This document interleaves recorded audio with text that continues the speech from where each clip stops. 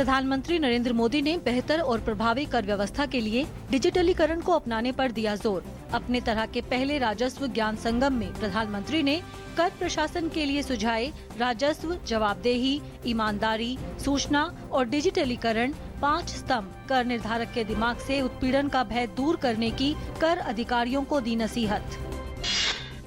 अमेरिकी सीनेट भारत के साथ रक्षा सहयोग को बढ़ाने पर एक मत से सहमत। इससे दोनों देशों के बीच खतरे की समीक्षा, सैन्य सिद्धांत, सैन्य दल योजना, खुफिया जानकारियों को इकट्ठा करने में मिलेगी मदद। कानून के तहत रक्षा मंत्री को समुद्री सुरक्षा, समुद्री लूटपाट, आतंकी कार्रवाई और भारत एशिया प्रशांत क्षेत्र में जागरूकता कार्य क्षेत्र पर भी देना होगा ध्यान। केंद्रीय गृह मंत्री राजनाथ सिंह ने मुंबई में 9 तटीय राज्यों के गृह मंत्रियों के साथ तटीय सुरक्षा की समीक्षा की। कहा, आधुनिक चुनौतियों से निपटने के लिए व्यापक और एकीकृत तटीय सुरक्षा योजना की पुनः अवलोकन की जरूरत। जम्मू कश्मीर के तंगधार में सेना ने घुसपैठ की कोशिश को किया नाकाम। इस कार्रवाई में 4 आतंकियों को सुरक्षा बलों ने मार गिराया है, जबकि 1 जवान शहीद हो गया। मानव संसाधन विकास मंत्री स्मृति ईरानी ने शिक्षण में नागरिकों की सहभागिता के लिए शुरू की विद्यांजलि योजना।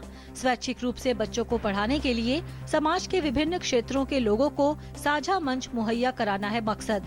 इस योजना के तहत अब ऐसे लोग भी स्कूलों में बच्चों को पढ़ा सकेंगे जो पेशे से शिक्षक नहीं हैं।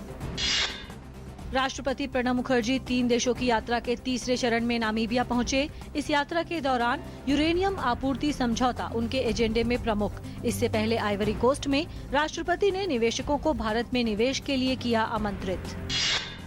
सूचना प्रसारण राज्य मंत्री राज्यवर्धन सिंह राठौड़ ने राजस्थान के सीकर में सरकार के 2 साल पूरे होने पर आयोजित विकास पर्व कार्यक्रम को किया संबोधित। कहा कि 2 वर्षों में सरकार ने देश को बिचौलियों से मुक्त किया। जनता किसी भी समस्या के निदान के लिए सीधे मंत्री और अधिकारी से संपर्क कर सकती है। दिल्ली की चांदनी चौक से आम आदमी पार्टी की विधायक अलका लांबा को प्रवक्ता पद से 2 महीने के लिए निलंबित किया गया। अलका लांबा पर दिल्ली के परिवहन मंत्री रहे गोपाल राय के बारे में दिए गए बयान के कारण कार्रवाई हुई है। हालांकि अलका लांबा ने कहा है कि वे पार्टी की अनुशासित कार्यकर्ता थी और रहेंगी। कांग्रेस के पंजाब प्रभारी बनाए गए कमलनाथ ने विवादों को देखते हुए इस पद से इस्तीफा दे दिया है। इस मुद्दे पर प्रतिक्रिया देते हुए केंद्रीय गृह राज्य मंत्री किरण रिजिजू ने कहा कि कांग्रेस को एहसास हो गया था कि उसने गलती की है। केरल में बीते माह को कानून की पढ़ाई कर रही 30 वर्षीय एक छात्रा से बलात्कार और हत्या के मामले में पुलिस ने एक संदिग्ध को हिरासत में लिया है। मुख्यमंत्री विजयन ने इसकी पुष्टि करते हुए कहा है कि आरोपी पुलिस की हिरासत में है। मिस्र के अधिकारियों का कहना है कि बीते महीने लापता हुए इजिप्ट एयर के विमान के अहम हिस्से मिल गए हैं।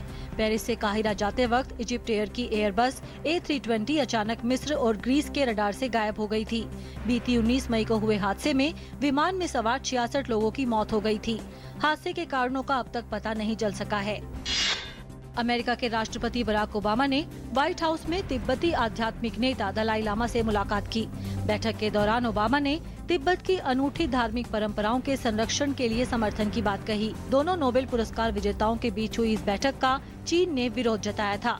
हालांकि इन आपत्तियों के बावजूद ओबामा ने तिब्बती नेता के साथ मुलाकात की। 5 अगस्त से शुरू होने जा रहे खेलों के सबसे बड़े महाकुंभ रियो ओलंपिक के खेल गांव का उद्घाटन हो गया है। इस खेल गांव में दुनिया भर के करीब 18,000 एथलीट ठहरेंगे। ओलंपिक के दौरान खिलाड़ियों को किसी भी तरह की परेशानी का सामना न करना पड़े, इसके लिए रियो डी जेनेरो स्थित इस खेल गांव में 31 बिल्डिंग और 3,600 अपार्टमेंट्स बनाए गए हैं। मेजबान फ्रांस यूरो 2016 के नॉकआउट दौर में पहुंचने वाली पहली टीम बनी। रोमानिया और स्विट्जरलैंड ने खेला 1-1 से ड्रॉ। वहीं स्लोवाकिया ने रूस को 2-1 से हराया।